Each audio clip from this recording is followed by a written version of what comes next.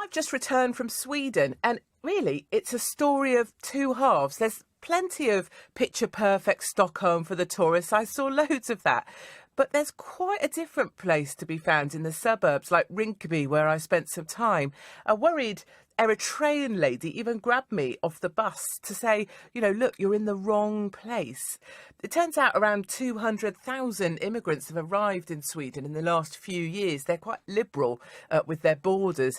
There's 55 no-go zones where emergency services need a police escort to go out. The ambulance crews there have even asked for riot gears to work with from the ambulances, and locals now fear to go out alone. I met with Joseph. He's a Middle Eastern immigrant who's been in Sweden for years, and he's seen these changes happen. When they knew coming now, when they knew coming, they don't want to integrate with the European as we made. When we came, we was small group. When I was in school, we was maybe in my class we was 4 or 5 foreigner from immigrate, and the rest was Swedish. So we could not make problems. Yeah, a group. Because then everyone will see that we are bad.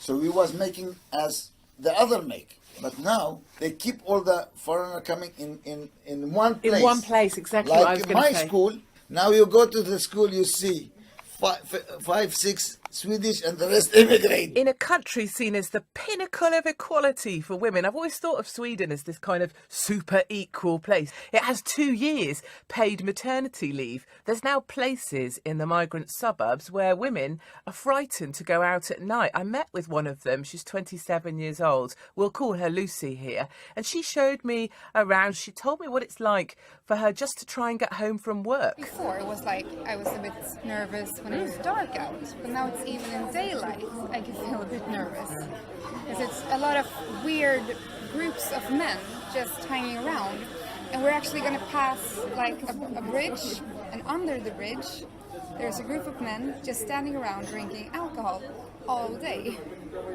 and I have to walk over them and they could just run up. I used to work in a hotel here in Kista. It's actually just outside of here, called the Hub Hotel. Right. And when I worked there, I ended my shifts at approximately, I think it was 10:30 in the evening, and twice I had to run home because I was followed by 2 groups of guys. Groups of guys? Yeah, about 7 or 8 of them. About 90% of the populations of Rinkeby are immigrants. Sweden's system means they can't work while their asylum applications are processed, and then they get used to not working. And some say if you put Rinkeby on your application for a job, you don't even stand a chance, because these places are known as sink pits of crime and drugs. It is a problem no one is talking about, except this one guy, Police Chief Peter Springer, who's decided finally to speak out. You can hear my translator Ulf helping me to understand. Nej, och kommer inte att bli kriminell. There's a small part. Förhållandevis små. Yes, so not all immigrants are criminals, but when you look at the criminality, då är most of them de är kraftigt överrepresenterade. Yeah, overrepresented. Och de står också för en kriminalitet som inte vi riktigt är vana med. Ja. Och det i sin tur gör ju att... And the criminality that the Swedish police aren't used to investigating is... throwing hand grenades on the street, shooting in the automatic weapon on the parking lots, and you murder in the sideway in the street. Yeah, just not in the bright daylight. It's a type of crime that we don't are used to. I rushed to the scene of a hand grenade planted in a bin outside of a police station, and on the other side of the road there was a mosque. And I was just talking about the fact that there was a mosque and a police station, and a local reporter of one of the second biggest newspapers in Sweden said, he wanted to know why I had to politicise this kind of thing. He said to me, why can't it just be a hand grenade in a bin? And I remember looking at him thinking, which one of us here is mad? It's 21st century Sweden, and you want me to say it's just a hand grenade in a bin? But then on the opposite side of that, a stranger came up to me in a cafe, a lady, and she pleaded with me to keep speaking out. It is extremely political. We do have political leaders who are very aware of the problem, but there is a political correctness.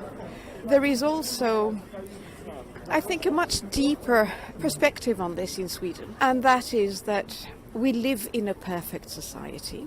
We have a dream of utopia, and I think that means really that we don't want reality to be as nasty as it is. She believes the silence is political, politicians wanting Sweden to be seen as perfect. So I went to meet with Mattias Karlsson, the leader of the Swedish Democrats, currently leading in the polls. He believes the way immigration is managed needs to be looked at. We have to tighten up on immigration. We have to strengthen the police, more policemen, more patrolling police. We have to have tougher laws. As you mentioned, if someone who's not a citizen commits serious crimes here, they should be expelled. That's not the case today. And the police should have more resources as well, not just more policemen. They need better equipment. They need to be able to enforce the law in a broader sense than they are today. They are very much restricted.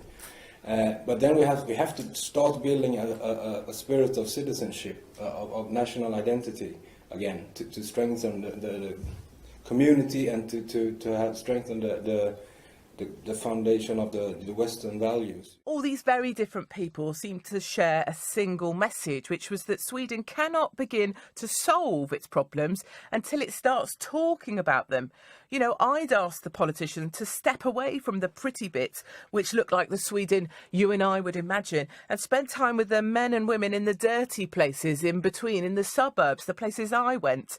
Places I spent time pretending to be brave, where I was told white women are worthless, where first responders are under attack and the streets are run by gangs who do not fear the law but laugh in its face.